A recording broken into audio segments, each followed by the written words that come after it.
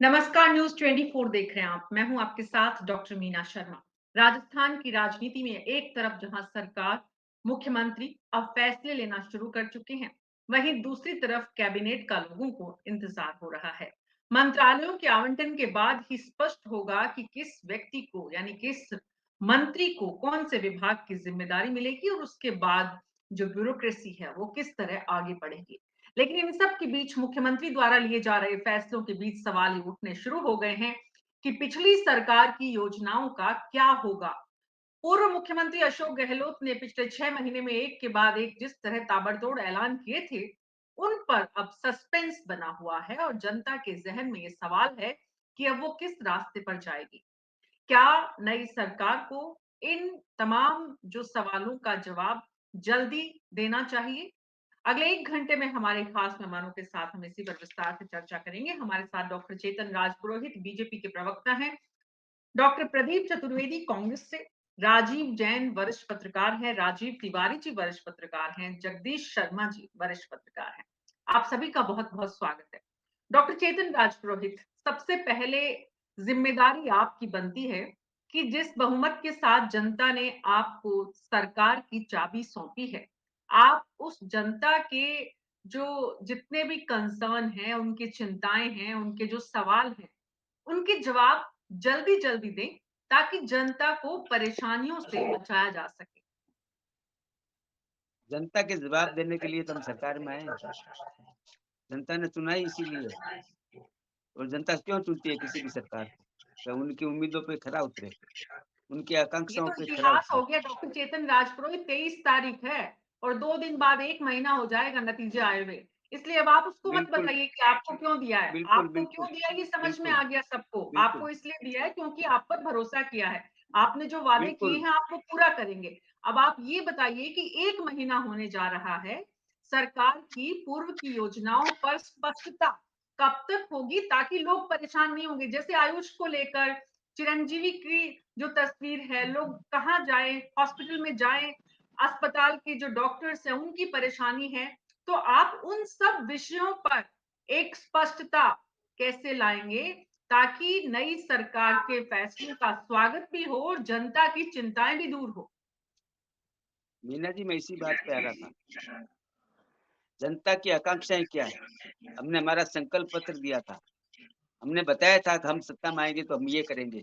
और आप देखिए, लगातार जिस प्रकार के निर्णय माननीय मुख्यमंत्री जी ले रहे हैं, चाहे वो कानून व्यवस्था से संबंधित हो, चाहे महिला अपराध से संबंधित हो, चाहे पेपर लीक से संबंधित हो, और जिस प्रकार की मीटिंगें कल भी आपको मीना जी पता होगा, स्वास्थ्य विभाग के अधिकारियों से और पुलिस विभाग के अधिकारियों से बैठक ली है माननीय मुख्यमंत्री जी ने।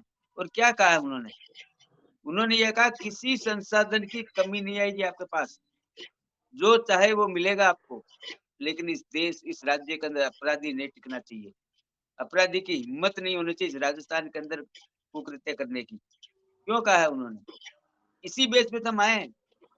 हम इसी मुद्दे को लेके चुनाव में क्यों गए हैं। जनता से हमने वादा किया है और उस वादे पे खरा उतरना हमारी ज़िम्मेवारी है, हमारी पार्टी की ज़िम्मेवारी है, सरकार की ज़िम्मेवारी है, और हम इसको पूरा करेंगे। मीना जी, घबराइए मत, सरकार शुरू हुई है और जिस प्रकार के फैसले माननीय मुख्यमंत्री जी ले रहे हैं, ये अपने आप में कीर्तिमान है राजस्थान में नहीं पूरे भारत में। कि रोज़ डेली समीक्षा करना, आदेश प्रकाशित प्रसारित करना और उस अपने काम में लग जाना। और यही जो भाजपा के कार्यकर्ता में यही तो विशेषता है। 15 घंटे काम करना, 16 घंटे काम करना, और वो काम दिखना चाहिए जनता के बीच में। सबसे बड़ी बात है, जनता को लगना चाहिए कि हमारे हित में निर्णय होने लग गए हैं। और उन निर्णयों की कड़ी में, जैसे आपने आयुष्मान भारत की बात की, अभी कुछ दिन के लिए कुछ दुष्प्रचार चलेगा मीना जी, ये स्वाभाविक है। कोई भी पार्टी जब हारती है, तो ऐसा करती है, हम भी करते हैं, इसमें कोई नई बात नहीं है। लेकिन एक बात निश्चित मान लीजिए, जिन-जिन बातों पर हमने बात की थी, हमने कहा था पेपर लीक पे एसआईटी बनाएँगे, हमने पेपर लीक पे बनाई। हमने कहा महिला थानों में वृद्धि करेंगे, हमने नए महिला थानों की घोषणा की। हमने कहा हर थाने में महिला डेस्क होगी, हमने उसको लागू किया है।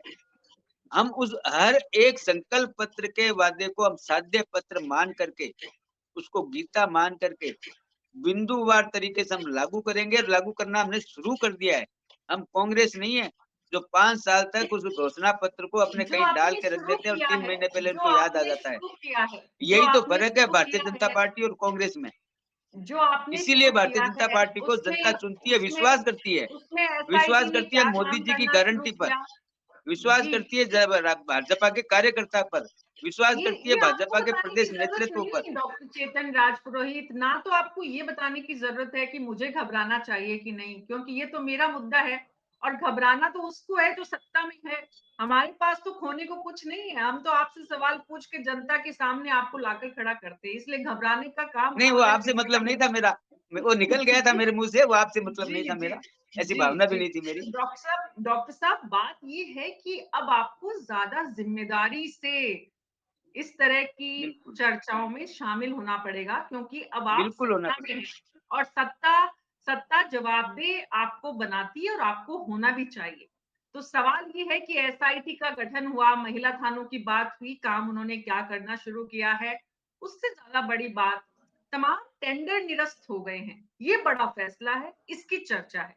लेकिन एसआईटी के गठन के बाद उसने क्या काम शुरू किया, उसकी टीम में कौन-कौन लोग हैं, इसकी चर्चा कम है। आयुष्मान, चिरंजीवी और तमाम जो बातें हैं, उनमें कैसे सरकार की स्पष्टता आगे बढ़ेगी और विपक्ष भला कैसे मुद्दा बना सकता है? डॉक्टर प्रदीप चतुर्वेदी यहाँ पर डॉक्टर चेतन ने कहा कि ऐसा होता है जब नई सरकार आती है, लोग फैलाने की अफ़वाह फैलाने की कोशिश भी करते हैं। अफ़वाह फैलाने का काम कर रहा है विपक्ष। अभी विपक्ष में अफवाह फैलाने की बात कहाँ से आती है? अभी तो इस सरकार नामकरण संस्कार हो रहा है, जैसे बच्चा पैदा होता है उसका नामकरण संस्कार की तैयारी होती है, वैसा हो रहा है। अभी तो आचरण और व्याकरण की बात हो रही है।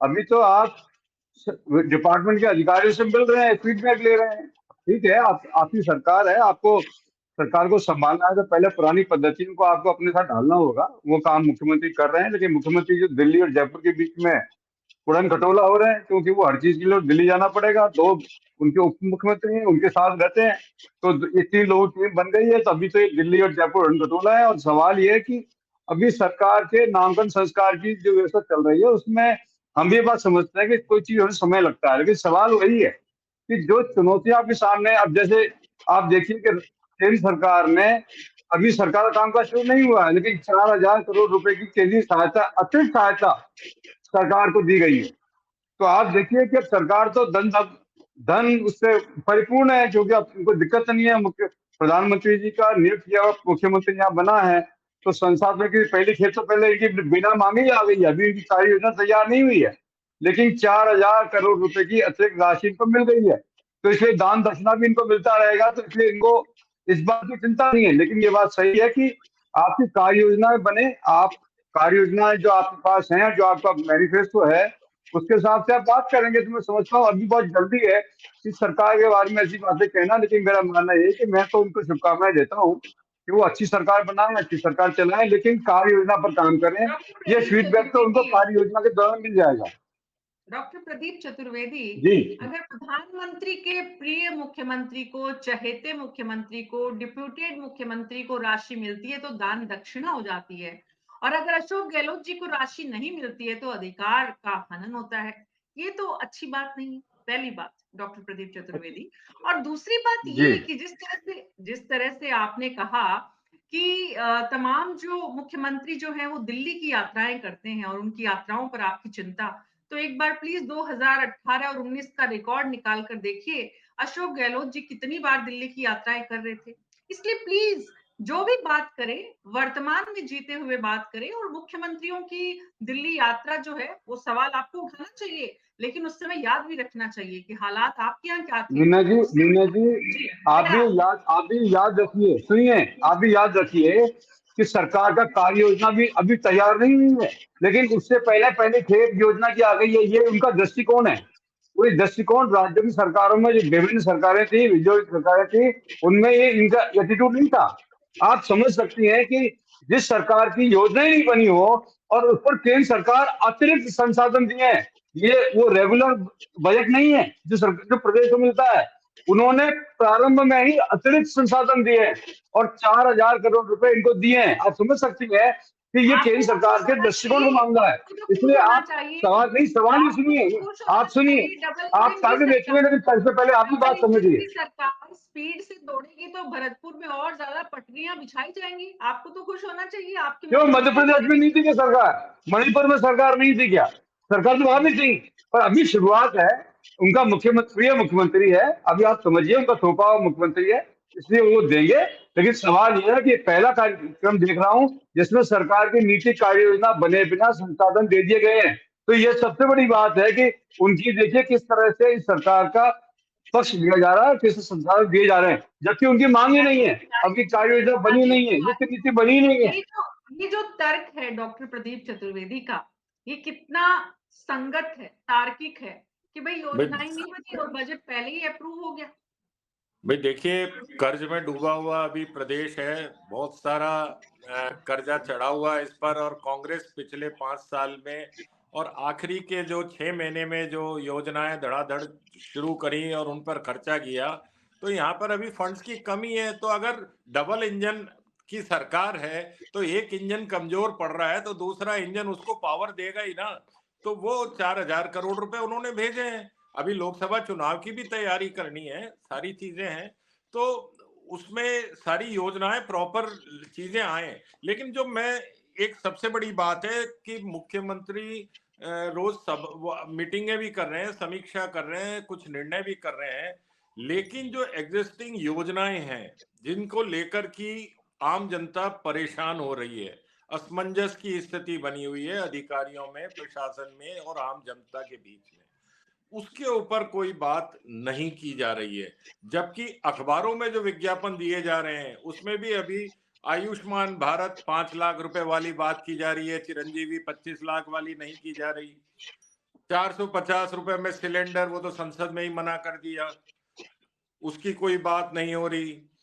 और जो दूसरी चीजें हैं जो गहलोत सरकार घोषणा करके गई थी आम जनता के लिए, उस पर कोई बात नहीं हो रही। तो वो चीजें जो हैं, अब सारे टेंडर निरस्त कर दिए। अब ये पता नहीं कितने दिनों में शुरू होंगे, वापस से रीटेंडरिंग होगी और उनकी जांच होगी। और चलिए अच्छी बात है, भ्रष्टाचार हुआ है तो हर आदमी को सजा मिलनी चाहिए, जो भ्रष्ट है उसको सजा मिलनी चाहिए, लेकिन आम आदमी का काम वो रुक जाएंगे सारे। आप जांच कराइए, लेकिन रीटेंडरिंग की व्यवस्था तत्काल होनी चाहिए उसमें। जगदीश शर्मा जी, जो आम आदमी की चिंता है, आम आदमी का एक कहीं ना कहीं धुंधली तस्वीर है, उसे मालूम नहीं है उसे किस रास्ते पर जाना है, चौराहे पर खड़ा हुआ है, सरकार जिस रास्ते को दिखाएगी उसी तरफ मुड़ जाएगा। तो ऐसे में सरकार की रणनीति क्या होनी चाहिए इस वक्त, ताकि ये असमंजस की स्थिति दूर हो, धुंध हटे। दिल्ली की धुंध यहाँ तक आ रही है। मीना जी, ऐसा है कि ये शुरू में जब काम शुरू होता है तो ऐसे ही शुरू होता है, जिसमें कि थोड़ा कंफ्यूजन डेवलप होता है किसी न किसी कारण से। कभी किसी योजना का कम्युनिकेशन प्रॉपर नहीं हुआ, कभी किसी स्कीम का रिव्यू नहीं हो पाया पहले, तो बाद में रिव्यू में आएगा। ये इस तरह की चीजें चलेंगी और अभी मेरे ख्याल में मुझे लगता है कि जनवरी तक इस तरह का माहौल रहेगा अभी। लेकिन सवाल ये है कि जो मोटे-मोटे काम हैं, जो योजनाएँ हैं, उनके बारे में चीफ मिनिस्टर ने रिव्यू कर लिया और बातें सामने भी आ गई हैं। किसी न किसी तरीके से मीटिंगें हुई हैं उनकी, सामने भी आ गई हैं। अब मोटे-मोटे डिसीजन यही है कि रीटेंडरिंग कराना। रीटेंडरिंग कराने का मतलब ये है कि अभी रीटेंडरिंग हुआ नहीं है। अभी जो है पुराने जो टेंडर होकर गए थे, जिनके बारे में कि उन्होंने सुना है इनमें काफ़ी पैसा खाने की वो तसल्ली बख्श स्थिति बना ली गई है। तो वो सारी चीज़ें जो है ना सामने आ जाएँगी। तुरंत ही सामने आने वाली हैं वो सब चीज़ें। ऐसी सूरत में जनता से जुड़ी हुई स्कीम कोई मुझे याद नहीं कि अभी तक बंद करने की घोषणा की गई हो। बंद किसी को नहीं किया। लेकिन बहुत सारी स्कीमें जो एडमिनिस्ट्रेशन है, जो जैसे कि राजीव जी आयुष्मान भारत की बात कर रहे थे। अब लेकिन वो तो स्थिति जो जिसके बारे में हम कह रहे हैं कि चिरंजीव भारत स्कीम लागू हुई थी, वो तो जब कांग्रेस की गवर्नमेंट थी तभी बड़ी असमंजस में चल रही थी वो। कोई मान रहा था, कोई नहीं मान रहा, ऐसा नहीं है कि सब जगह जाते ही उनको जनता को लाभ मिल रहा था। काफ़ी कोशिश होती थी, कहने का मतलब। तो ये सब चीज़ें क्लियर होने में थोड़ा-सा टाइम लगेगा। ये तो कैबिनेट बन जाए तो भी लगेगा। कैबिनेट वाले जो मिनिस्टर होंगे वो भी आते ही अपने डिपार्टमेंटों का पहले रिव्यू करेंगे। पिछले 6 महीने में क्या-क्या काम हुए हैं उनको रिव्यू करते हैं। एक प्रचलित तरीका है कि 6 महीने में क्या-क्या काम हुए हैं, किस-किस चीज़ के टेंडर निकले हैं, क्या-क्या ऑर्डर निकाले गए हैं, ये सब चीज़ें रिव्यू में ले ली जाती हैं और जो-जो चीज़ें क्लियर हैं, वो उनको क्लियर करते जाते हैं, ठीक है इसको चालू रखो, ये करो, वो करो। लेकिन जो डाउटफुल हो जाता है, उसी को रोकते हैं। इसको रोको पहले इसको और स्टडी करेंगे। तो वो स्टडी हो जाता है, स्टडी होकर अगर उनको कोई पुरानी गवर्नमेंट का काम भी आगे बढ़ा ही रखना है और वो ठीक लगता है, तो उसको बढ़ा देते हैं। जहाँ तक अभी ये 4000 करोड़ रुपए की प्रदीप जी ने चर्चा की थी, ये सीजीएसटी का कॉर्पस होता है एक, लिखा हुआ था स्टोरीज में, हिंदी के अखबारों ने पूरी डिटेल में कवर नहीं किया, इन्होंने वहीं तक पढ़ा। ये सीजीएसटी का कॉर्पस होता है, उसमें से फंड जो है वो पहले भी रिलीज कर देते हैं और एडवांस भी दे देते हैं कई बार, क्योंकि वो दिया ही जाना है। किसी न किसी मतलब वो तो मैंडेटरी होता है कि भाई ये पैसा इस गवर्नमेंट को इतना पैसा तो जाएगा ही जाएगा, उसका फार्मूला बना हुआ है। तो वो पैसा अगर पहले दे दिया है, तो ये आप कह सकते हो यहाँ डबल इंजन की सरकार ने थोड़ा जोर लगा के जल्दी कर लिया। जी। आगे वाले इंजन ने पहले काम कर दिया। हाँ। तो ये अब पैसा तो आता ही आता गवर्नमेंट के पास। थोड़ा लेट आ सकता था, थोड़ा ये तो अच्छी बात है। हो तो सकता है कि संदेश इससे अभी साफ हो गया है जगदीश शर्मा जी, डबल इंजन की सरकार ने काम करना शुरू कर दिया है। संदेश पूरी तरह साफ है, देने में सफल प्रधानमंत्री हो गए, क्योंकि विपक्ष इसकी चर्चा कर रहा है और विपक्ष इस पर सवाल भी खड़े कर रहा है। इसका मतलब साफ है कि मकसद जिस मकसद से दिया गया वो भी क्लियर है, और क्योंकि सरकार को काम शुरू करना है तो यहाँ पर मंशा भी साफ है। दोनों संदेश भी, संकेत भी और व्यवहार में काम भी शुरू करना। जी जगदीश जी। मैं ये यही इसकी डिटेल बता रहा था कि देखो अपनी इसी मंच के ऊपर ये बात चर्चा हुई थी कि गवर्नमेंट के पास फंड्स बिल्कुल नहीं है। लोगों के बिल अटके पड़े हुए हैं, ट्रेजरी से ठेकेदारों के बिल क्लियर नहीं हो रहे हैं, छोटे-छोटे कर्मचारियों के मेडिकल के बिल भी क्लियर नहीं हो रहे हैं, जो सैकड़ों रुपए में या कुछ हज़ार रुपए के ही होते हैं, वो भी नहीं हो रहे हैं। तो ऐसी सूरत में चीफ मिनिस्टर ने कहा होगा कि अभी काम तुरंत शुरू करने के लिए तो हमारे पास बिल्कुल भी फंड्स नहीं है और बहुत सारी देनदारियाँ हमारे माथे पर चढ़ गई हैं। तो प्राइम मिनिस्टर ने उस फंड को रिलीज करवा दिया, जो फंड आना ही था। अब हो सकता है कि वो फरवरी मार्च में आता कभी, तो उसको किस तरीके से यूज करते, क्या करते। ये ज़रूर है कि ये मदद गवर्नमेंट की गई है कि आप तो तुरंत ये पैसा लो और अपना जो देना है, कर्मचारियों को देना है या किसी को भी देना है, ठेकेदारों को देना है, पेमेंट करने हैं, बहुत सारे बिल पेंडिंग हो जाते हैं, वो पेमेंट होने हैं, तो सब चीज़ें अब क्लियर हो जाएँगी तो धीमे-धीमे। इससे इससे क्योंकि इससे ठेकेदारों के बिल पेमेंट होंगे, सैलरीज दी जाएंगी, जिनकी पेंशन रुकी हुई है वो कहीं ना कहीं क्लियर की जाएगी, जैसा कि हम कई चर्चाओं में पहले भी चर्चा कर चुके हैं। या फिर सरकार की प्राथमिकताएं जो हैं, पहले उन्हें क्या करना है और किस रूप में जनता को संदेश देना है, वो पूरा होगा। बिल्कुल ठीक बात है। आप मेरे से ही मुखातिब है ना आप? अच्छा, तो बिल्कुल ठीक बात है, यही सब कुछ होने वाला है। अगर मान लीजिए किसी वृद्धजन की पेंशन की बात की जाती है और वो पेंशन अगर उसको थोड़ा जल्दी मिल जाए, अगर 1-2 महीने गैप रह जाता है, तो उसके सामने पैसे का संकट हो जाता है। ये पेंशन है ही इसलिए कि बुजुर्ग हैं, जो अशक्त हैं, अपंग हैं, उन लोगों को तुरंत मदद दी जाए ताकि वो अपना घरेलू खर्च का काम नियमित बनाए रख सकें। तो ये अगर जल्दी मिल जाता है, टाइम से मिल जाता है, तो बहुत अच्छी बात है। इसमें तो कोई बुराई मैं समझता नहीं हूँ। तो ये अच्छी बात है और इसके लिए अगर केंद्र ने जल्दी पैसा दे दिया है, तो मैं तो इसको भी बिल्कुल ठीक मानता हूँ कि अगर केंद्र ने एक स्टेट की प्रॉब्लम को समझा, जहाँ अभी चुनाव हुए हैं और फंड्स हैं नहीं और उसको तुरंत ही पैसे प्रोवाइड करा दिए, तो ये तो अच्छी बात है। हमको एप्रिशिएट करना चाहिए इस मामले में। मीना जी, लेकिन सरकार जो है पूरी फुल फ्लेजेड तरीके से काम करना शुरू कर चुकी है। जी, 3 ही मिनिस्टर मुख्यमंत्री हो की जिस बल्कि तरह की बैठकें लगातार चल रही है, कभी जैसलमेर, कभी दिल्ली, कभी भरतपुर, तो रफ्तार तो बुलेट की स्पीड की वो भी दिखा रहे हैं, मैराथन बैठकें भी कर रहे हैं, डीजी कॉन्फ्रेंस भी होने जा रही है। उसके बीच में एक जो खबर आ रही थी कि मुख्यमंत्री ने ये भी कहा कि जो विकसित संकल्प यात्रा है, उसमें बड़ी ताकत लगाई जाए, डिप्यूट किया जाए लोगों को और ज्यादा जो अभी है उससे, यानी कि प्रधानमंत्री के मकसद को लोकसभा के चुनाव की तैयारियों को सबसे पहले पुख्ता किया जाए। राजीव जैन जी।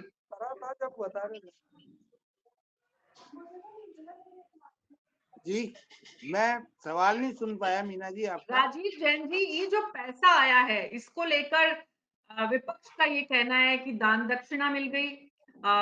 एक एक पर्सपेक्टिव ये है कि सरकार के पास पैसा आने से काम की रफ्तार बढ़ेगी, और एक पक्ष ये भी है कि क्या ये पैसा भी लोकसभा चुनाव में जिस तरह से संकल्प यात्रा, जो विकसित भारत संकल्प यात्रा जो चलाई जा रही है और उसमें मुख्यमंत्री का ये बैठक में बाकायदा सभी के साथ ये कहा गया कि इसमें और ज्यादा ताकत लगाई जाए, और ज्यादा लोगों को इन्वॉल्व किया जाए, डिप्यूट किया जाए, तो कहीं ना कहीं इस पैसे का उपयोग, सदुपयोग, दुरुपयोग लोकसभा चुनाव में भी होगा। देखिए, जो सरकारी पैसा है उसका सदुपयोग या दुरुपयोग जो जिस तरीके से भी हो सकता है, लेकिन अब एक सरकार ऐसी बनी है जो एक वो भारत सरकार की योजनाओं को कहीं ना कहीं यहाँ आगे बढ़ाना चाहती है। तो उस संदर्भ में जो जो शिविर लग रहे हैं, संकल्प शिविर और जो इस तरीके के, तो लोकसभा चुनाव से पहले निश्चित तौर पे वो काफी कारगर होंगे। जैसा कि ये राजनीतिक सोच के हिसाब से सरकार ने ये शिविरों को बड़े पैमाने पर जो आयोजन किया। अब जो भारत सरकार से पैसा रिलीज हुआ, तो जो योजनाएं हैं, अब जो सरकार नई बनी है तो जो चीजें सामने आ रही है, मीडिया के जरिए सामने आ रही है कि आर्थिक स्थिति प्रदेश की बड़ी खराब है। तो उसमें जो, जैसा कि आप और हम सब भी जानते हैं कि कई स्कीमों के जो, जैसे स्वास्थ्य की योजनाएं जो राज्य सरकार की पुरानी योजनाएं थी, RGHS या चिरंजीवी, उनमें कहीं ना कहीं रुकावटें पैदा हो रही हैं। तो उस चीजों को देखते हुए सरकार ने जो नए टेंडर, नए जो काम शुरू होने थे ठेके या जो भी चीजें हैं, उन पे कहीं ना कहीं रोक लगाई है। तो निश्चित रूप से जो भारत सरकार का पैसा आया है, तो वो भारत सरकार की योजनाएं जो राज्य सरकार के मार्फत संचालित होती हैं, उनमें खर्च होगा। और जो चीजें सामने आएंगी, जनता को कैसे राहत पहुंचाई जाए। अब डबल इंजन की सरकार में ये सरकार काम करेगी जैसा कि वो दावा करते हैं। तो जो भारत सरकार की योजनाएं हैं, तो उनको राज्य में बड़े स्तर पर, बड़े पैमाने पर उनका प्रचार प्रसार भी होगा, उनको लागू भी किया जाएगा। कि अभी तक पुरानी जो सरकार थी वो एक दूसरी विपक्षी पार्टी की सरकार थी, उसने भारत सरकार की योजनाओं को अपना नाम दिया। जिस तरीके की योजनाएं थी उसमें मुख्यमंत्री योजनाओं के रूप में उनको यहाँ संचालित किया और प्रचारित किया। लेकिन जनता का जो फैसला आया वो डबल इंजन सरकार के लिए आया। तो ये एक बिल्कुल सही बात भी है कि जो उस केंद्र के सत्ताधारी दल की सरकार राज्य में बनी है, तो वो अपनी केंद्र सरकार की योजनाओं को यहाँ ज्यादा मतलब ताकतवर तरीके से उसको लागू करेंगी। क्योंकि जो भाजपा ने चुनाव भी लड़ा, उन्होंने अपना केंद्र सरकार की योजनाओं को बहुत उजागर किया। तो जी जी, रूप में भी तो देखा जाए एक तो तरफ उनको लगता केंद्र है कि सरकार केंद्र की की योजनाएं हैं, मुद्दा ये है डॉक्टर चेतन राजपुरोहित कि सरकार अपनी योजनाओं का प्रचार प्रसार कर रही है। ये जो है पहले भी होता था, ऐसा नहीं है कि पहले नहीं होता था, लेकिन पहले उसका मकसद, उसका उद्देश्य कुछ इस तरह होता था कि लोगों को उसकी जानकारी हो। अभी उसका मकसद और उद्देश्य पूरी तरह से ये हो गया है कि हमारी वाहवाही हो, हमारे वोट बैंक को बढ़ावा मिले। तो ऐसे में ये जो जिस तरह से प्रचार प्रसार पर जितनी ताकत लगाई जाती है योजनाओं के, उन योजनाओं के क्रियान्वयन में उतनी ताकत लगाई जाए डॉक्टर चेतन राजपुरोहित, तो ज्यादा अच्छा नहीं है प्रदेश के लिए। क्रियान्वयन तो हो रहा है, मीडिया को लगता है ये प्रचार प्रसार है। आज बीकानेर के अंदर हमारे केंद्रीय मंत्री अर्जुन राम मेघवाल थे, उन्होंने नहीं नहीं मीना जी नहीं, उन्होंने सुविधाएं देने का काम किया है, मकानों के पत्र वितरित किए हैं। हम काम कर रहे हैं, हम प्रचार प्रसार नहीं कर रहे। हम उस जनता जो अंतिम लाइन पे खड़ा व्यक्ति गांव के अंदर, ढाणी के अंदर है, उनको मकान के कागज देने का काम कर रहे हैं, उनको उज्ज्वला सिलेंडर का काम कर रहे हैं, हम उनको कुछ न कुछ दे रहे हैं। कांग्रेस जैसे नहीं है, राहत कैंपों के माध्यम से दिया कुछ नहीं, केवल रजिस्ट्रेशन फार्म भरा के रवाना कर दिया और वो जनता ने जवाब ही दे दिया। पहली बात दूसरी बात आता हूँ, हमारे कांग्रेस के मित्र बहुत अच्छी बात कर रहे थे। दुख होता है इनको, राजस्थान को पैसा मिलता है जब कांग्रेस को। मैंने बड़ी विचित्र स्थिति देखी है। इनको स्वागत करना चाहिए था, इनको कहना चाहिए था राजस्थान की जनता के लिए पैसा आया है, केंद्र ने 4,500 करोड़ रुपए दिए, तो कांग्रेस को स्वागत करना चाहिए था। ये क्या कह रहे हैं? इनको ऐसा लगता है कि ये पैसा राजस्थान की जनता को नहीं मिलना चाहिए था। ये कभी दान दक्षिणा का नाम लेते हैं, कभी किसी। अरे भैया, आप लोगों ने तो जल जीवन मिशन में 25,000 करोड़ रुपए केंद्र सरकार ने दिए थे, और आपने क्या किया ये सारा राजस्थान जानता है आपको। इसीलिए आपको केंद्र पैसा देने में हिचकिचाता था, क्योंकि आपकी सारी योजनाएं भ्रष्टाचार की भेंट चढ़ गई थी। आपने किया कुछ नहीं। और मेरे को तो बड़ा दुख हुआ आज कि राजस्थान की जनता के लिए पैसा केंद्र ने दिया है, और कांग्रेस के प्रतिनिधि हमारे कह रहे हैं कि ये दान दक्षिणा है। क्या ऐसा कभी किसी राजनीतिक दल का व्यक्ति कह सकता है? ये राजस्थान की जनता का अपमान है, राजस्थान के मतदाताओं का अपमान है। जिन लोगों को इस योजना का लाभ मिलना है, इस पैसे का लाभ मिलना है, उनका अपमान है। मैं तो सोच भी नहीं सकता सपने में। इनको तो ये कहना चाहिए 4.5 करोड़ तो दिया है, और केंद्र और पैसा दे राजस्थान को। इनको ये मांग करनी चाहिए केंद्र और पैसा दे। चेतन राजपुरोहित, इसीलिए तो एक डबल बात इंजन की सरकार बनी है। डॉक्टर चेतन राजपुरोहित, मीडिया को क्या करना चाहिए, विपक्ष को क्या करना चाहिए? इतना समय आप इसमें दें, इसके बजाय ये बताइए सरकार को और आपको क्या करना चाहिए? ये जो बिल्कुल। पैसा आया है, ये जो पैसा आया है, इसका आप कहाँ-कहाँ उपयोग करेंगे? और इसको लेकर कोई स्पष्टता कब तक आ जाएगी कि मुख्यमंत्री और उनकी सरकार, कैबिनेट तो पता नहीं कब बनेगी, लेकिन मुख्यमंत्री और उनकी सरकार जो है, उनके 2 उप मुख्यमंत्री जो हैं, वो इस पैसे को लेकर क्या सोच रहे हैं? कहाँ-कहाँ, कौन-कौन से सेक्टर में प्रायोरिटीज होगी? कुछ स्टेट को लेकर एक बेसिक गाइडलाइन, जिससे कि समझ में आए कि नई सरकार की मंशा क्या है। इसको लेकर कुछ स्पष्टता, क्या रहा है दरअसल डॉक्टर चेतन राजपुरोहित? मीना जी, मैंने शुरू में क्या कहा था आपको? शुरू में यही कहा था, मोदी जी की 10 गारंटी हमारे लिए गीता, हम सबसे पहले काम उसी पे शुरू किया है। कानून व्यवस्था सबसे बड़ा मुद्दा इस राजस्थान का जो उस समय था, कानून व्यवस्था था, उसके ऊपर हमें काम करना पड़ेगा। जनता ने जी, हमें वो समर्थन तो दिया है, पहले दिन हम स्पष्ट हो गया। हमने उस पे काम शुरू कर दिया। आगे आता हूँ, वो तो आगे पहले आता ही हूँ। दिन हमने स्पष्ट हो प्रायोरिटी गया। तय हाँ। की है, हमने प्रायोरिटी तय की है, हम उस पे काम कर रहे हैं। आप हाँ। देख रहे हैं लगातार जिस प्रकार से मीडिया में आ रहा है कि हर एक बिंदु को हम लेकर के चल रहे हैं, और जैसे जैसे दिन बीत रहे आपके सामने सारी चीजें सामने आ रही है। और रही बात इस पैसे का उपयोग की, ये सरकार बनी राजस्थान की जनता को राहत देने के लिए है, तो इस पैसे का उपयोग राजस्थान की जनता के हित में जहां करना है, जिस जगह करना है, जिस योजना में करना है। और पैसा और आएगा मीना जी, और आएगा। पैसा केंद्र से तब मिलता है जब आप ईमानदार हो, आप अच्छा काम करें, आप भ्रष्टाचार की नाव में सवार नहीं हो, आपकी योजनाओं को जनता का लाभ दिखे। आपको एक नई चीज बताता हूँ, मैं आज कहीं पढ़ रहा था, कर्मचारियों का एनपीएस का 1,000 करोड़ रुपए उनके अकाउंट में डिपॉजिट ही नहीं किया इस गवर्नमेंट ने। बड़ा आश्चर्य हुआ है। और वो पैसा बताते हैं क्या? कोई कह रहे मोबाइल में बांट दिया, कोई कह रहे वहां बांट दिया। इन्होंने क्या किया, पिछले 3 महीने जो बीते हैं, इनका एक सूत्री कार्यक्रम था कि कैसे ही करके ये सरकार वापस आ जाए। अच्छा, पैसा इधर का उधर में, उधर का इधर में, क्या पता नहीं क्या क्या ये करके गए हैं। तो उसको ठीक करने में भी समय लगेगा मीना जी। डॉक्टर चेतन राजपुरोहित, इस तरह की खबरें भी आई थी कि कंपनीज को पैसा दे दिया गया है, जितने मोबाइल हैंडसेट खरीदे गए थे, ऑर्डर दिए गए थे, लेकिन सरकार आचार संहिता के कारण उनको ले नहीं पाई थी डिलीवरी उस प्रोडक्ट की। तो अब उस सामान का क्या कुछ करेंगे? कुछ स्पष्टता है? वो जो जितने सेल फोन्स हैं, उनको किसको बांटा जाएगा? क्या करेगी सरकार? उनको उठाएगी, नहीं उठाएगी? कुछ सोचा है इस विषय पर भी? जैसे आपने कहा, तो मैं एक-एक योजनावार अगर आपसे समझूं, तो बहुत सारी योजनाएं हैं जो बंद करने की भी सरकार बना रही है, कहीं ना कहीं रणनीति। तो वो कौन-कौन सी है? थोड़ी सी और स्पष्टता कर पाएंगे आपकी? ये जो चीजें हैं, इनको तो हम बंद करेंगे, इनकी जरूरत नहीं है सरकार को आगे बढ़ाने की।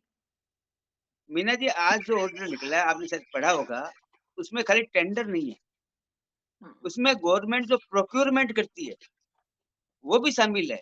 चाहे वो जेम के माध्यम से हो, चाहे टेंडर के माध्यम से हो, उस पे भी रोक लगाई है। उस पे भी ये कहा गया है कि जो सामान आ गया वो ठीक है, नहीं आया वो अब एक बार समीक्षा करेंगे उसकी, और दोबारा सरकार से आप अप्रूवल लें। देखो, रोका नहीं है, ये कहा है सरकार से आप अप्रूवल लें, पिछली अप्रूवल हम कैंसिल कर रहे हैं। पहली बात। दूसरी बात, सरकार की प्रायोरिटी बिल्कुल तय है। मैं पहले दिन से देख रहा हूँ कि सरकार की प्रायोरिटी बिल्कुल तय है कि इस लाइन पे काम करना है, इस मुद्दे को पहले लेना है, इसको सेकंड लेना है, इसको थर्ड लेना है। और जनता को 3-4 महीने में दिखना चाहिए, उनको लगना चाहिए कि सरकार काम कर रही है और बहुत अच्छा काम कर रही है। उसी दिशा में माननीय मुख्यमंत्री जी आगे बढ़ रहे हैं। और मीना जी, ये अपन कल्पना करें कि 12 घंटे में हो जाएगा, 24 घंटे में हो जाएगा, तो मेरे को नहीं लगता ये सोचना बेईमानी है। लेकिन सरकार बनी है, कैबिनेट भी बन जाएगी जल्दी, 1-2 दिन के अंदर कैबिनेट भी बन जाएगी, मंत्री भी बन जाएंगे और सब काम सुचारू रूप से राजस्थान की जनता की सेवा करने के लिए हर कार्यकर्ता प्रतिबद्ध है, विधायक प्रतिबद्ध है, एमएलए प्रतिबद्ध है, उप मुख्यमंत्री प्रतिबद्ध है। मुख्यमंत्री जी और केंद्र की सरकार और राज्य सरकार उप मुख्यमंत्री डबल उप इंजन की मुख्यमंत्री सरकार बनके इस राजस्थान के विकसित राज्य की कैटेगरी में हम ला करके खड़ा करेंगे, ये हमने वादा किया जनता से। डॉक्टर चेतन राजपुरोहित, दोनों उप मुख्यमंत्री आपके बनाए गए हैं, लेकिन खबरों में एक ही उप मुख्यमंत्री ज्यादा रहते हैं। ये उनका व्यक्तिगत प्रयास है या फिर मतलब पार्टी की भी यही सोच है? नहीं, सोच नहीं है, इसमें व्यवस्थाएं हैं, व्यस्त भी रहते हैं। आज मेरे कोई काम हो गया, मैं नहीं जा पाया, दूसरे चले गए। ये अपने अपने उप मुख्यमंत्री की व्यवस्थाएं भी रहती है, व्यस्त भी रहते हैं अपने डिपार्टमेंट में, अपने काम में, अपने दूसरे पारिवारिक काम में। तो कई बार काम हो जाता है मीना जी, तो नहीं जा पाता, लेकिन आप मेरा सवाल समझे बिल्कुल नहीं, मैं वापस आऊंगी आपके पास, डॉक्टर प्रदीप चतुर्वेदी के पास जाती हूँ। बहुत देर से वो मुस्कुरा रहे हैं और बेताब हैं। जो आपने जितनी चर्चाएं की हैं, उन पर आरोप लगाए हैं, वो एक-एक करके आपका जवाब देंगे। जी, प्रदीप जी। देखिए, डॉक्टर चेतन राजपुरोहित जो बात कह रहे हैं, आप सरकार में आए, आपको सरकार में मुख्यमंत्री को ओथ लिया 8 दिन हो गए। आप जितनी बातें कर रहे हैं उसका एक श्वेत पत्र जारी करिए कि राजस्थान की सरकार, गई सरकार ने आपको क्या क्या दिया, क्या क्या मिला। ये एक प्रक्रिया है कि आप जो बात राजनीतिक बातें कर रहे हैं इसका कोई औचित्य नहीं है, क्योंकि आप सवाल ये है कि राजस्थान में प्रधानमंत्री नरेंद्र मोदी ने कहा था मेरी गारंटी है, कमल के फूल पे देना है, तो इसलिए आपका कोई स्थान नहीं है। आप राजीव बयान मत दीजिए, इसका सारा जवाब प्रधानमंत्री नरेंद्र मोदी देंगे, क्योंकि उन्होंने कहा था मेरी गारंटी है। और उन्होंने पहली गारंटी में 450 रुपए सिलेंडर देने की बात की, उसने नकार दिया। आप समझ सकते हैं, इसलिए मैं आपसे कहना चाहता हूं, आप श्वेत पत्र जारी करिए कि आपको पुरानी गई सरकार ने आपको क्या क्या दिया है, क्या आपके पास है, क्या आपकी जरूरतें हैं। आप इस तरह की बातें मत कीजिए। 8 दिन मुख्यमंत्री शपथ लेने के बाद श्वेत पत्र नहीं बनाया अभी तक आपने, और ताकि आप स्पष्ट कर सकें कि कांग्रेस सरकार ने किन योजनाओं पर कितना खर्चा किया और आपके पास क्या छोड़ा और क्या नहीं है। तीसरी दूसरी बात कहता हूं कि सवाल ये है कि जितनी बातें आप कह रहे हैं, आप ये बातें करने का कोई औचित्य नहीं है। मैं जगदीश शर्मा जी को भी करना चाहता हूँ। बिजनेस लाइन में आज खबर है कि ये जो 4,000 करोड़ रुपए दिए गए, ये एडिशनल बेनिफिट दिया गया है, ये रेगुलर जो जिनका कोटा है उसमें से नहीं है। ये स्पष्ट लिखा है कि बेनिफिट दिया गया, क्योंकि कंटीजेंसी फंड जो जीएसटी का केंद्र सरकार के पास होता है, उसका 12% पैसा कंटीजेंसी का होता है, और वो किसी राज्य में आपदा में जरूरत पड़ने पर केंद्र सरकार दे सकती है, ये प्रावधान है। इसलिए ये रेगुलर उनकी असिस्टेंस नहीं है, ये स्पेशल असिस्टेंस है जो उनसे रिकवरेबल नहीं है। तीसरी बात मैं आपसे कहना चाहता हूं कि जिस तरह की बात भी आप करें, सवाल वही है कि मुख्यमंत्री जी अपनी कार्य योजना उन्होंने नहीं बनाई। सभी सुनिए कि कार्य योजना नहीं बनी, श्वेत पत्र नहीं दिया, उसके बाद केंद्र सरकार का ये तोहफा है, ये तोहफा है सरकार को, ये रेगुलर जो है असिस्टेंस नहीं है। ये मैं आपको फिर कहना चाहता हूँ, इसलिए आप ध्यान से पढ़े खबरों को, ध्यान से देखें। सवाल वही है, केंद्र सरकार के मैंने एटीट्यूड की बात की है, मैंने कोई एहसान की बात नहीं की है कि एटीट्यूड किसी सरकार के लिए। क्या राजस्थान का प्रदेश तो भारत का प्रदेश नहीं था? क्या आपने नहीं किया? सवाल यह कि ईआरसीपी को आपने बहुत तमाशा किया, तो ईआरसीपी को आप दीजिए ना, लाइए, जो सबसे पहले योजना है, जो राष्ट्रीय योजना जिस प्रदेश में एक भी नहीं है, तो आप प्रधानमंत्री से मांगिए, उनसे कहिए कि अब ईआरसीपी की योजना हमको दीजिए, ताकि पूर्वी राजस्थान के लोगों को उद्योग धंधे हो, कृषि विकसित हो और वहां का विकास हो। तो इसलिए ये बातें राजनीतिक रूप से नहीं। और मेरा मानना है कि सरकार अभी आपके शैशव काल में है, मुख्यमंत्री जी वहां से फीडबैक ले रहे हैं, ये ठीक है, उनकी ड्यूटी है, लेकिन सबसे पहले वो श्वेत पत्र जारी करें ताकि प्रदेश के आम लोगों को मालूम हो कि आपको क्या सुविधाएं मिली, क्या संसाधन मिले, और पुरानी सरकार ने जो काम किए उनकी क्या स्थिति है। ये सबसे महत्वपूर्ण बात है। जी, राजीव तिवारी जी, मुख्यमंत्री एक चौराहे पर खड़े हैं। एक तरफ कैबिनेट का गठन होना है, दूसरी तरफ जनता की समस्याओं का समाधान करना है। तीसरी तरफ जिस तरह से केंद्र की अपेक्षाएं हैं उनको पूरा करना है, और चौथी तरफ विपक्ष जो उन पर हमले करेगा या कर रहा है उनका सामना करना है। इस चौतरफा जिस स्थिति में इस वक्त प्रदेश के मुख्यमंत्री हैं, उन्हें एक एक करके पार करना पड़ेगा। तो ऐसे में उनकी प्राथमिकता क्या होनी चाहिए? देखिए, जो भजनलाल शर्मा जी हैं, पहली बार विधायक चुने गए हैं, पहली बार में ही वो मुख्यमंत्री बन गए हैं, तो तमाम तरीके की चुनौतियां उनके सामने हैं। अभी उनके पास सीखने के लिए भी बहुत कुछ है, और वो जिस तरीके से मीटिंग कर रहे हैं, समीक्षा बैठक कर रहे हैं, तो अभी जो प्रदीप जी कह रहे थे कि श्वेत पत्र जारी करना चाहिए था, तो वो अभी पहले समझें तो सही, सारे डिपार्टमेंट से मिलें, उनसे समीक्षा बैठक करें, उनसे सारे रिकॉर्ड्स लें कि भाई पिछली सरकार हमारे लिए क्या छोड़ गई है, हमको क्या और चीजें करनी है, कहाँ से हम संसाधन जुटाएंगे।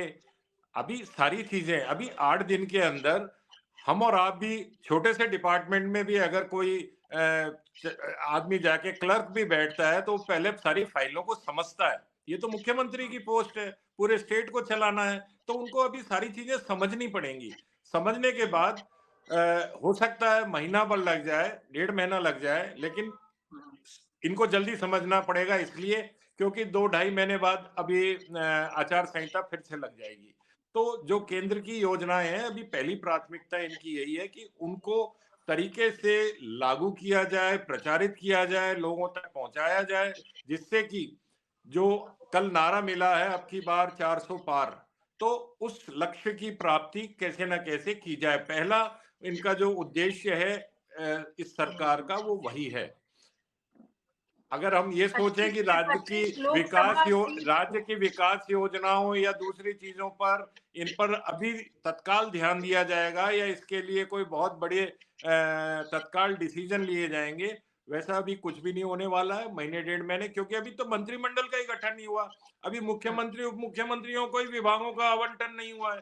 तो आप ये देखिए, अकेले मुख्यमंत्री हैं जो सारी चीजों की बैठक कर रहे हैं, या क्योंकि उप मुख्यमंत्रियों को ये पता ही नहीं है कि हमारे पास क्या विभाग रहने वाले हैं।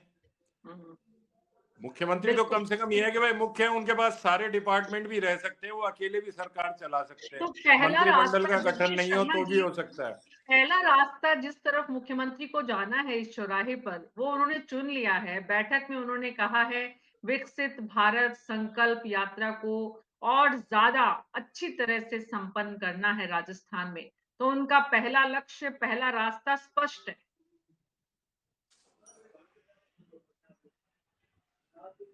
मीना जी, ये तो बिल्कुल क्लियर है, ये नहीं करेंगे तो वो क्या करेंगे। ये केंद्र सरकार की ऐसी योजना है जहां पर कि आप आम कॉमन मैन से तक अप्रोच करते हो। विकसित भारत संकल्प यात्रा या संकल्प शिविर या जो कुछ भी आप उसको नाम दें, वो केंद्र सरकार के तरीके से चलेगी। केंद्र की योजनाओं को गांव-गांव तक पहुंचाया जाएगा, लोगों को उनसे जोड़ा जाएगा।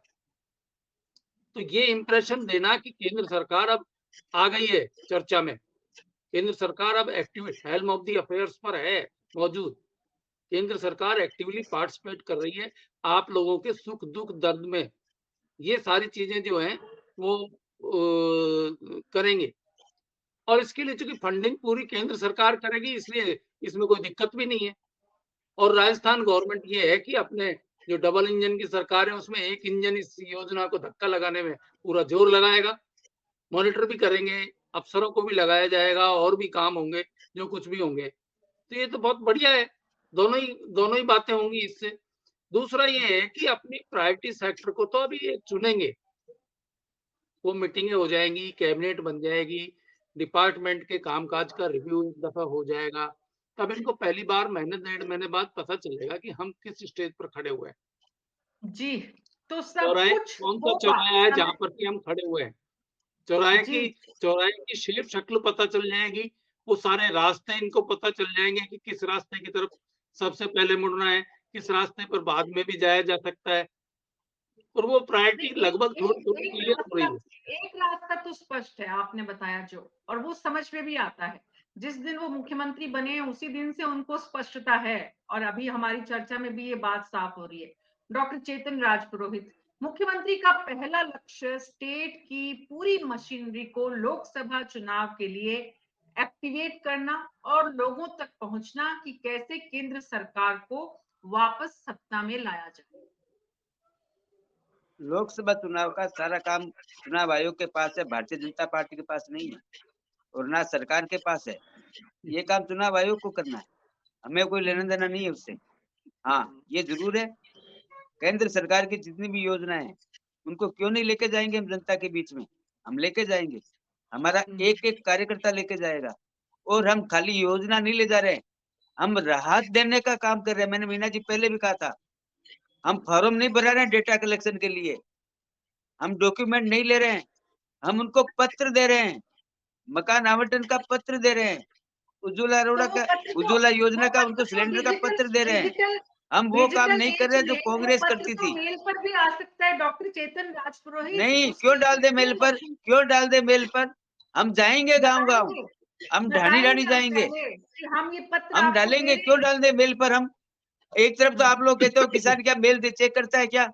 पढ़ा लिखा वर्ग डेली रूटीन में कितने मेल चेक करता है ये अपन जानते हैं, पहली बात। मोबाइल दूसरी पर बात, हम क्यों नहीं व्हाट्सएप सब जाएंगे? चलाते हैं हम आजकल। गांव-गांव जाएंगे, ढाणी-ढाणी जाएंगे, अपनी योजनाओं को लेकर के जाएंगे। इसमें किसको क्या आपत्ति हो सकती है? कुछ है बताने के लिए हमारे पास हम जाते हैं। कांग्रेस के पास कुछ था नहीं बताने के लिए, इसीलिए राहत कैंप जो गुलाबी शुरू किए थे इन्होंने, सरकारी खर्चे पर जिस प्रकार का इन्होंने भ्रष्टाचार किया था उस राहत कैंप के नाम पर, वो तो एक बड़ा इसका निकलेगा आने वाले समय के अंदर। और हमारे मित्र प्रदीप जी बार बार कह रहे थे श्वेत पत्र, श्वेत पत्र।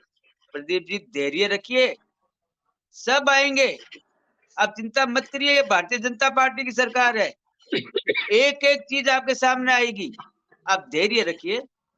श्वेत पत्र भी आएगा, ब्लैक पत्र भी आएगा, आप कहोगे वो पत्र आएगा, लेकिन पिछली सरकार की हर चीज हम धैर्य तो जनता के डॉक्टर बीच में लेके चेतन जाएंगे। राजपुरोहित। और क्यों लेके जाएंगे कि जनता का पैसा जनता को खर्च होना चाहिए था, और बीच में जिस प्रकार के लुटेरों ने जो पैसा लूट लिया, उन लुटेरों का भी पर्दाफाश होना प्रदीप जी बहुत जरूरी है, उनको बहुत सामने जरूरी है। लाना भी धैर्य बहुत जरूरी है। हम कभी इतना भी जबरदस्त प्रतिशोध की धैर्य। भावना से भारतीय जनता पार्टी सरकार काम नहीं करती है, ये मैं जी बिल्कुल क्लियर कह दूं आपको। कभी भी हम डॉक्टर प्रतिशोध की चेतन भावना से काम राजपुरोहित नहीं करते हैं। डॉक्टर लेकिन चेतन राजस्थान की राजपुरोहित। जनता का जो पैसा जिन्होंने खाया है, उनसे वसूल करना इस सरकार की पहली प्रायोरिटी में रहेगी, दूसरी प्रायोरिटी में रहेगी, तीसरी प्रायोरिटी में रहेगी ये।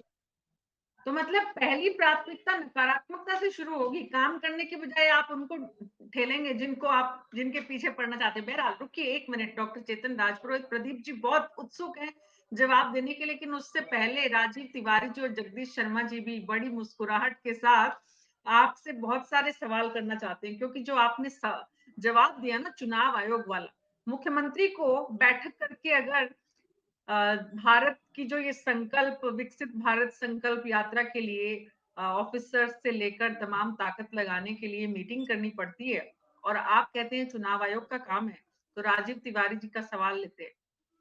देखिए, मैं तो यही पूछना चाहता हूँ कि चुनाव आयोग भाजपा की तरफ से चुनाव लड़ेगा क्या? आप तो कह रहे थे चुनाव आयोग का काम है, पार्टी का कोई काम ही नहीं है, तो फिर पार्टी काहे को फिर चुनाव आयोग ही तय कर देगा कि भाई इतने सांसद भाजपा के हो जाए, इतने कांग्रेस के हो जाए, इतने माकपा के हो जाए, इतने चुनाव भाजपा के हो जाए। कंडक्ट करवाने का काम तो चुनाव आयोग कंडक्ट का, तो मैंने ये लेकिन कहा उसकी है। तैयारी तो पार्टी हमारी को करनी हमारा पड़ती है। चुनाव आपकी आयोग ड्यूटी आपकी जो लगाता राज्य है में सरकार ब्यूरोक्रेसी है की वो भी चुनाव तो के उसी के लिए अंदर। काम करेगी कि नहीं करेगी, अपनी पार्टी के लिए अब काम मैंने करेगी कि उसको नहीं करेगी। उसको अदर उसको डाइवर्ट मत करिए। मैंने नहीं ये कहा डाइवर्ट है कहाँ कर रहा हूँ चुनाव आयोग मैं का डाइवर्ट काम है नहीं कर रहा हूँ चुनाव बिल्कुल भी। कंडक्ट करवाना, और वो ड्यूटी लगाता है। चुनाव आयोग हाँ, ड्यूटी लगाता है, चाहे वो प्रेसिडेंटिंग ऑफिसर हो, चाहे एरिया मजिस्ट्रेट हो, चाहे सेक्टर वो सब मजिस्ट्रेट हो, अलग ये चीज है। पूरी हायरार्की है। उस हायरार्की की तो ड्यूटी चुनाव आयोग वो लगाता तो है। चुनाव हम आयोग का हमारी अपना योजनाओं काम का है, प्रसार चुनाव करने के कंडक्ट लिए। कराना। कंडक्ट कराना उसका काम है, लड़ना पार्टियों का काम है। लड़ना तो हम कर मैं रहे हैं ये ना, समझाना हम लड़ रहे चाहता हैं हूँ। ना, मैं सिर्फ हम यही तो। लड़ेंगे। हाँ तो हम लड़िए गांव-गांव, ना, मैं यही ढाणी-ढाणी तो कह चुनाव रहा के हूँ, लिए और तो जा अच्छे रहे से हैं। लड़िए। और आप क्या समझ रहे दूसरी हो? चीज, हम कोई दूसरी साधु थोड़ी चीज। हैं। हम नहीं नहीं साधु नहीं बिल्कुल हैं। नहीं है, हम ना चुनाव सर। लड़ने के लिए राजनीति में आए हैं। हाँ हाँ हम बिल्कुल। गाँव-गाँव, ढाणी-ढाणी जाए इसीलिए रहे हैं कि हम हमारी मैं बात इसीलिए रखें, कह रहा हूँ हमारी बात आप को गांव बताएं, गांव ढाणी हमारी ढाणी जा रहे योजनाओं को हैं। बताएं, और हम आपकी लाभ देवें एक उनको। एक सेकंड आपकी एक गारंटी थी कि हम किसानों को 12,000 रुपए देंगे। कल किसान दिवस था। आप गांव-गांव, ढाणी-ढाणी जाने की बात कह रहे हैं। आप कह रहे हैं कि हमने मकान का पत्र भी दे दिया, किसी को उज्ज्वला का वो भी दे दिया, एक किसान को 12,000 रुपए भी दे देते हैं। बिल्कुल, किसान उसका भी सम्मान एक निधि किसने शुरू सर्टिफिकेट की दे है? देते हैं। हैं? राजीव जी, किसान सम्मान निधि की शुरुआत माननीय प्रधानमंत्री जी वो ने की 6,000 है। से की थी, बहुत अच्छी बात की थी, मैं उससे और इनकार दूसरी ही नहीं बात, कर मैं रहा। अभी 450 सिलेंडर की भी बात हमारे मित्र ने रखी थी, कांग्रेस के मित्र ने, हमारे प्रदीप जी ने रखी थी। मैं क्लियर कर देता हूँ, हम संकल्पित है 450 में, जिनको हमने वादा किया सिलेंडर देने के लिए। इसमें किसी को कोई गलतफहमी नहीं रहनी चाहिए। हम लेकिन वहाँ 450 में जिनसे हमने वादा किया संसद राजस्थान की में जो जनता से, जवाब जिनको आया देना हम उसमें तो देंगे। ये है कि कोई इसमें प्रस्ताव नहीं कहीं है। किंतु परंतु की कोई संभावना नहीं है, आप तो क्लियर रखिए। हमने नहीं, जो संसद में वादे प्रस्ताव राजस्थान जो की आया, जनता से किया है, उनको संसद पूरा में जो करने के लिए सवाल का प्रतिबद्ध हैं जवाब दिया हम प्रतिबद्ध हैं। केंद्रीय मंत्री ने जो संसद में 450 रुपए के सिलेंडर पर जो सवाल था, उसका जो जवाब दिया, उसमें तो उन्होंने ये कहा कि ऐसा कोई प्रस्ताव है ही नहीं है हमारे पास। मैं बार-बार कहता हूँ, मैंने भी वो देखा है, राजीव जी, मैंने भी देखा है। हम्म। मैं क्या कह रहा हूँ, मैं एक पार्टी का कार्यकर्ता होने के नाते राजस्थान में जो वादे हमने चुनाव में किए हैं, मोदी जी ने जो गारंटियां दी है, हम कृत संकल्पित हैं, हम प्रतिबद्ध हैं। इसमें कहीं दूर-दूर तक किंतु परंतु की गुंजाइश नहीं है। भारतीय जनता पार्टी ने जो वादे चुनाव किए, उनको हम 100% पूरा करेंगे। बिल्कुल, हमने, हमारा बिल्कुल लक्ष्य यही है। करने भी चाहिए जी। किसी भी पार्टी को, जो भी जनता से वादे करें उन्हें पूरा जरूर करना चाहिए। मेरा तो सिर्फ इतनी सी आपसे अर्ज थी कि कल किसान दिवस था, तो आप कह रहे हो कि मेघवाल जी ने वहां पे घरों के पट्टे दे दिए, पत्र दे दिए, उज्ज्वला योजना के यहाँ पर मैंने फोटो भी देखी है आज की, दिया कुमारी जी ने एक महिला को वो एक सिलेंडर का एक कार्ड सा भी पकड़ाया है। तो एक किसान को 12,000 का एक सर्टिफिकेट भी दे देते कि भाई तुम्हारे अकाउंट में 12,000 रुपए जमा, योजना की शुरुआत हो जाती, बाकी को मिलते रहते। फिर एक ये तो हो जाता कि बिल्कुल। हाँ, इस सरकार ने एक को दिया है सिंबॉलिक तो सबको मिलेगा। प्रदीप जी, राजीव जी, बहुत-बहुत धन्यवाद, आप हमारे शुभचिंतक हैं। मैं तो धन्यवाद देना चाहता हूँ आपको। जी, भारतीय जनता पार्टी का जो संकल्प पत्र है, और जो 12,000 की आपने बात की है किसान सम्मान निधि की, यही भारतीय जनता पार्टी है जिसने किसानों के बारे में सोचा, किसान सम्मान निधि का ऐलान नहीं किया, उनके खातों में डॉक्टर चेतन ट्रांसफर किए। डॉक्टर आपने कभी चेतन सुना राजपुरोहित 65 साल में कभी ऐसा काम हुआ है डॉक्टर भारत की साहब धरती पे? डॉक्टर हम साहब आगे भी डॉक्टर बढ़ेंगे साहब राजीव जी, हम डॉक्टर आगे भी चेतन बढ़ेंगे, ये भी मैं आपको कहता हूँ। हम आगे भी नहीं नहीं, बढ़ेंगे, बिल्कुल लेकिन थोड़ा हमारी धैर्य रखिए। शुभकामनाएं सब, हमारी डॉक्टर साहब शुभकामनाएं कि आप अपनी सारे वादों को अक्षरश पूरा करें और आपको इतने संसाधन और इतनी सुविधा और इतना कोष मिलता रहे, जिससे कि राजस्थान नंबर 1 पे जाए। हमारी भी यही आशा और उम्मीदें हैं, हम आपसे यही डॉक्टर उम्मीद साहब करते हैं। एक डायरी मेंटेन करिए आप न्यूज़ 24 के शो में जब भी आए। आपको अच्छे-अच्छे इनपुट मिलते रहेंगे, सुझाव मिलते रहेंगे, समय से कैसे एग्जीक्यूट करना है। डॉक्टर प्रदीप नहीं करते हैं चतुर्वेदी। मीना जी, हम लोग नोट करते हैं मीना जी, आप ऐसा मत जी, समझिए। हम जी, नोट जी, करते हैं, आपकी डिबेट के बाद में मेरा भी एक रजिस्टर है, पहले से, अभी से नहीं है, सरकार बनने के बाद में। कभी जी, जयपुर आऊँगा, आपको मैं दिखा सकता हूँ। जी। एक-एक दिन की डिबेट की बात की डिटेल रजिस्टर में जयपुर में मैं आपको प्रत्यक्ष रूप से भी दिखा सकता हूँ। लिखना ऐसा नहीं है किससे? डिबेट करके गए और ज्ञानेंद्र भूल गए, राठौर जी की ऐसा तरह नहीं है। कीजिए ना। पूरा नोट लिख करते हैं, सुझाव आते हैं वो भी नोट करते हैं, और उचित स्थान पर उचित व्यक्ति को उचित समय पर हम कहते भी हैं, जी, मैंने हम कहा कहते भी हैं। डॉक्टर चेतन राजपुरोहित आपकी डायरी कोई दूसरा पढ़े तो उसी तरह से पढ़े भले ही जैसे कि पढ़ो, पढ़ना खुला चाहिए। है, खुली जी, किताब है, उसमें कुछ छुपाने का नहीं है। उसमें जो आप लोग बात करते हैं, जो तथ्य हाँ सामने जी, आते हैं, जो सजेशन आते हैं, वही लिखते हैं हम, वही लिखते हैं, जी, और जी, लिखना भी चाहिए। जी, वो कोई लाल जी, डायरी टाइप बिल्कुल। तो नहीं है ना मामला? नहीं, नहीं। मैं मैंने मैंने आपको कहा बताया ना, मैंने आपको उसके बताया। बाद आप कहाँ जाते हैं, किससे मिलते हैं, क्या खाते हैं, क्या पीते हैं, फिर वो सब मत नहीं, लिखिएगा। नहीं, नहीं, नहीं। बहरहाल ना, डॉक्टर ना। प्रदीप चतुर्वेदी केवल मात्र चर्चा के मुख्य बिंदु जो सामने आए हैं, आप वो ज़्यादा लिखना मीना गंभीर जी, हो गए मेरे को डॉक्टर लगता है साहब। कोई बुरी बात नहीं है। वो एक अच्छी है, जी, जी, याददाश्त के बिल्कुल, लिए भी अच्छी बिल्कुल, है। बिल्कुल, और आने वाले बिल्कुल। समय में मैंने बताया ना, उचित व्यक्ति, उचित स्थान और उचित समय, जी, वहाँ पे हम लोग बिल्कुल। प्रयास भी करते हैं कहीं अपनी बात को रखने का। बिल्कुल, बिल्कुल। इसीलिए आपसे कहा कि अगर आप इस तरह का इनपुट लेकर पार्टी में और मुख्यमंत्री को देंगे, तो समय-समय पर आपकी रफ्तार जो डबल इंजन की है, उसकी और बढ़ने में मददगार होंगे ऐसे इनपुट। डॉक्टर प्रदीप चतुर्वेदी। जी, मैं तो ये सुन रहा था और राजपूत जी कह रहे थे, सवाल ये है कि इस प्रदेश में इस बार का चुनाव प्रधानमंत्री ने अपनी गारंटी के बूते लड़ा है, तो लोगों ने विश्वास की गारंटी को दिया है। तो मैं तो जानता हूँ भजनलाल जी के प्रति तो मेरा ये शुभकामनाएं हैं कि उनकी कोई जिम्मेदारी नहीं है, सारी जिम्मेदारी प्रधानमंत्री जी की है, क्योंकि उन्होंने गारंटी दी और कमल के फूल वोट मांगा है। अब सवाल ये है कि अब जब नॉमिनी मुख्यमंत्री हैं भजनलाल जी, तो उन्हें तो जो केंद्र से आदेश मिलेगा उसकी पालना करेंगे, संसाधन मिलेंगे उसको उसका इस्तेमाल करेंगे। तो उनके सर माथे कोई बोझ नहीं है, उनकी कोई राजनीतिक जिम्मेदारी नहीं है, वो सिर्फ मोदी के प्रति उत्तरदायी है, क्योंकि उन्होंने वोट लेकर सरकार उनको थमाई है। इसलिए लोकतांत्रिक व्यवस्था का पालन इसमें नहीं हो रहा है। उसे पर्ची के माध्यम से काम है, तो पर्चियां आएंगी और जिस प्राथमिकता से पर्ची में काम आएंगे वो कर देंगे। तो इसलिए उनका तो काम बहुत सहज है, उनको राजनीतिक नेतृत्व करने की जरूरत ही नहीं है। उन्होंने सबसे जूनियर विधायक को चुनकर मुख्यमंत्री बना दिया, उसमें लोकतांत्रिक परंपरा का कोई वो नहीं हुआ। सवाल ये है कि अब जब चूंकि जिम्मेदारी प्रधानमंत्री नरेंद्र मोदी ने प्रदेश के वोटर्स से लेकर के सत्ता सौंपी है, तो अब तो प्रधानमंत्री ही जो प्राथमिकता करेंगे वो होगा। इसलिए भजनलाल जी तो कार्यपालक हैं, वो राजनेता नहीं है, मुख्यमंत्री हैं लेकिन वो एक कार्यपालक हैं प्रधानमंत्री के। इसलिए इस बार की सरकार में आप तो सब स्वाभाविक हैं कि आप पर कोई राजनीतिक बोझ है ही नहीं। आप सब तो जो कुछ भी केंद्र से आपको आदेश मिलेगा उसे पूरा कीजिए, क्योंकि प्रदेश के मतदाता के प्रति की जिम्मेदारी प्रधानमंत्री ने ली थी। इसलिए इस सरकार को 5 साल वही चलाएंगे, उनकी प्राथमिकताओं से चलेगा। आप कोई प्राथमिकता बनाए न बनाए, लेकिन आपको जो आदेश वहां से मिलेंगे उसके अनुरूप आपको काम चलना पड़ेगा। इसलिए मेरा आपसे कहना है कि सब मिल करके आप उनसे कहें कि ईस्टर्न राजस्थान कैनाल प्रोजेक्ट की योजना को मूर्त रूप दे दें, सौगात दे दें, ताकि राजस्थान में पूरी क्षेत्र का विकास हो। और अब मुझे लगता है अब जो उनके भक्त जो है वो मुख्यमंत्री है, तो मुझे लगता है इसमें देने को परेशानी भी नहीं नहीं होगी और हमको एक नया राष्ट्रीय प्रोजेक्ट मिल जाएगा। इसलिए मैं आशावान हूं कि इस सरकार में, चूंकि मोदी जी की सरकार है और मोदी जी के इशारे पे काम कर रही है, तो इस बार ईआरपी मिल जाए तो देश का प्रदेश का कल्याण होगा। किसानों को उन सबको उनके एक मूलभूत आवश्यकता है उसकी पूर्ति हो जाएगी। तो मेरा यही कहना है कि प्रधानमंत्री के प्रति हमारा और हमारा रिएक्शन भी प्रधानमंत्री के प्रति होगा, क्योंकि हमारे प्रदेश में सरकार उन्होंने बनाई है। इसलिए हम राज्य सरकार की हमारी प्राथमिकता नहीं है, हम तो मोदी जी गारंटियां और उनके कथन और उनके कार्यकलापों पर ही टिप्पणी करेंगे, ये हमारा भी उद्देश्य रहेगा। 4 महीने बाद चुनावी प्रक्रिया जो है उसके बाद मई के बाद की जो स्थिति है जगदीश शर्मा जी, सवाल ये है कि इस प्रदेश में जब केंद्र में अगर सफलता मिल जाती है, जो कि प्रदेश में डॉक्टर प्रदीप चतुर्वेदी के मुताबिक ताकत लगाई जाएगी, जो मकसद भी है बीजेपी का, किसी भी राजनीतिक दल का होता है। इससे पहले कांग्रेस भी इस तरह की कार्यशैली का इतिहास बताती है।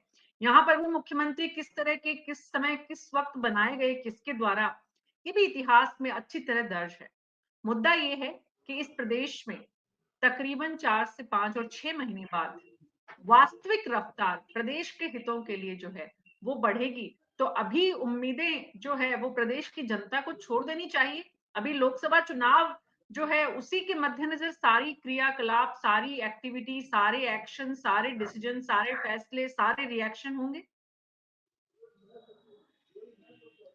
नीता जी ऐसा है कि मीना जी सॉरी, ये जो डिसीजन होते हैं गवर्नमेंट के, ये डिसीजन तो राजस्थान गवर्नमेंट ही पूरे करेगी। अगर राजस्थान से रिलेटेड है तो उसका केंद्र से कोई लेना देना नहीं, केंद्र अपना काम करेगा।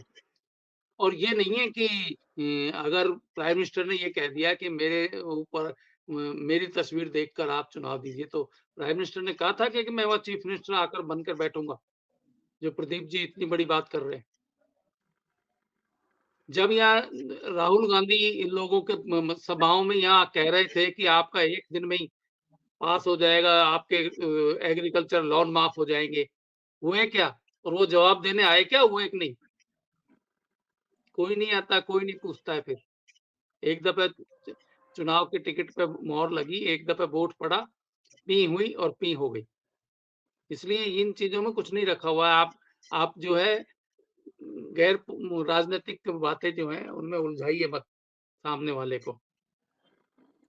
वो बेचारे बड़े आराम से तसल्ली से बता रहे हैं कि हम सब चीजें करेंगे, आप चिंता मत करो, हम सब चीजें करेंगे।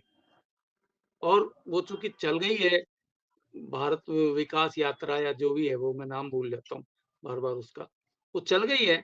अब लोगों को लाभ उठाने दो, जितना उठा लें। पहले आपने शिविर लगा लिए थे, उनसे जितनों को मिला वो मिल गया।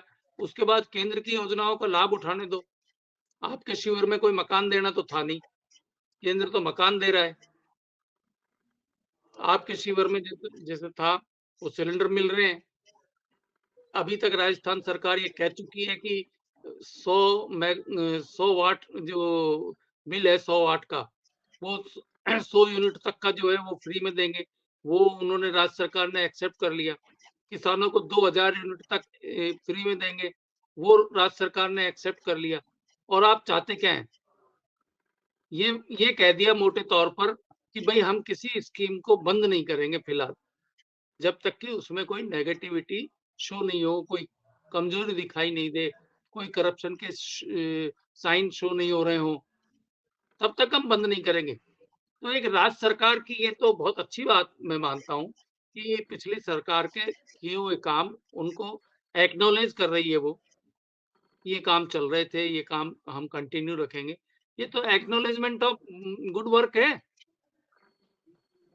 इसको तो इतना करने की जरूरत नहीं। और यही काम अभी तो करेगी गवर्नमेंट। जब तक कैबिनेट नहीं बनी है, तब तक मोटे-मोटे जो आइडियोलॉजिकल चीजें हैं, उनको ही गवर्नमेंट जो है आगे आगे उसको कंटिन्यू करना है या डिसकंटिन्यू करना है, ये तभी तो यही चीजें तय करेगी। तो जिसमें इस सरकार को भी लगेगा कि पब्लिक को राहत देने के लिए ये योजना बहुत अच्छी थी या ये काम बहुत अच्छा था, तो कंटिन्यू करे। और जिसको लगता है कि इसमें कुछ मामला गड़बड़ है, उसको वो रोक सकती है। बहुत अच्छी बात है। अब जहां तक केंद्र सरकार को क्या करना है, केंद्र सरकार को तो मालूम है उनको कि चुनाव आ रहा है और उनको वापस चुनाव लड़ना है उनकी पार्टी को, सरकार की जो पार्टी है। तो वो जितने भी अच्छे काम हो सकते हैं, ये शिविर बिल्कुल ही चुनाव खत्म होते ही शिविर चालू हो गए। आप देखो कि रिजल्ट आने के लगभग 20 दिन के अंदर से पहले ये शिविर चालू हो गए राहत पहुंचाने के। इससे ज्यादा तुरंत गति और क्या होगी जी, तो किसी लक्ष्य भी की गवर्नमेंट तरफ के लिए। मुख्यमंत्री प्रदेश के बढ़ रहे हैं और लक्ष्य है लोकसभा चुनाव में बीजेपी की वापसी। इस जगदीश लक्ष्य जी में से एक बात पूछ लूं क्या साहब? जी, बोलिए, बोलिए।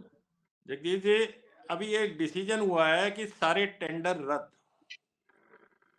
तो चिरंजीवी योजना की जितनी दवाइयां आती हैं सब टेंडर से, आरयूएचएस की जितनी दवाइयां आती हैं सब टेंडर से, पेयजल योजना के जितने पाइप डलते हैं वो सब टेंडर से, और जो दूसरे काम होते हैं प्रदेश में या सरकार में या एडमिनिस्ट्रेशन में वो सब टेंडर से। अब जब सब सारे टेंडर ही बंद हो गए और आप कहते हो कि सारी योजनाओं को किसी को बंद नहीं, तो एक तरीके से तो योजनाएं बंद हो गई। फिर वो जब दवाई नहीं आएगी तो दवाई दोगे किसको?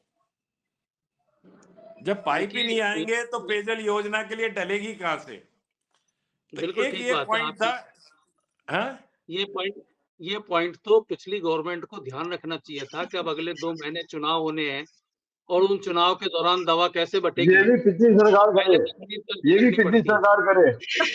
हाँ, बिल्कुल नहीं बिल्कुल पिछली करना चाहिए सरकार था, का ही काम है ये। बिल्कुल ये करना पिछली चाहिए था। सरकार का एडवांस वर्क होता है। जैसे बाढ़ आने कि से वो पहले मतलब कई कट्टे लगा के रखते हैं ना, अगले कट्टे 6 महीने का मिट्टी के भर स्टॉक के रख के रखते जाना हैं। चाहिए था उनको, क्यों दवाइयों में तो देखिए 3-3 साल की एक्सपायरी मैं डेट होती है। माफ कीजिएगा, लेकिन ये बात सच है कि जब तक सरकार अगली बनकर कुछ फैसले नहीं ले, तब तक का मैनेजमेंट तो पूर्ववर्ती पिछली सरकार को सरकार की करना ही ड्यूटी पड़ेगा। होती है। माफ कीजिएगा, क्योंकि क्योंकि ये जनता दूसरा जनता से एकदम बुनियादी नहीं जुड़े नहीं, हुए मुद्दे ये हैं। ठीक नहीं है। ये ये प्रोविजन नहीं होता ये सरकार में, पुरानी सरकार में नहीं होता यही होता प्रोविजन। है, बाकायदा बाकायदा चीजें होता है अलग सर, बात प्रधान जी। सरकार नई सरकार प्रोविजन करती है जगदीश जी, ये प्रोविजन नई सरकार हाँ करती बदल है सकती कि है, जब तक, हाँ बदल हाँ सकती है वो अलग बात है, बदल लेकिन सकती है, आपको तो ये इंतजाम जिम्मेदारी करना नहीं चाहिए सर, ना। ये करने जिम्मेदारी नई चाहिए सरकार की है, लेकिन ये लेकिन जिम्मेदारी अगर नई सरकार की है। अगर सरकार अगर के इस सरकार बनने में फैसले मान लीजिए से 10 दिन और लग जाते सारी तो क्या करते दवाइयाँ, आप? भूखे ही बैठे रहते। सब कुछ रुक जाएगा। तब तक अगर हम सरकार से काम करते, हम काम कर रहे थे ना, हमने शोकर को रोकी नहीं, रोकी तो आपने रीटेंडरिंग को रोकना, आप ही रोका है, आप सबसे आपने रोका अनुमति है। लेनी पड़ेगी, फिर चर्चा करेंगे एक बार इस बात पर कि जो सरकार काम कर रही है चुनावों में जाने से पहले, उसे दरअसल कहाँ तक काम खत्म करके जाना चाहिए ताकि जनता के हित जो हैं वो आने वाली नई सरकार के फैसलों से तुरंत प्रभावित न हुई। दरअसल वाकई में बहुत बड़ा चर्चा का बहस का विषय है। अभी तक इस पर जिस तरह से काम चलता रहा है और आने वाली सरकारें कैसे काम करें, आने वाले दिनों में ज़रूर इस पर बहस करेंगे। आज मेरे साथ इतना ही, कल फिर मुलाकात होगी। तब तक के लिए नमस्कार।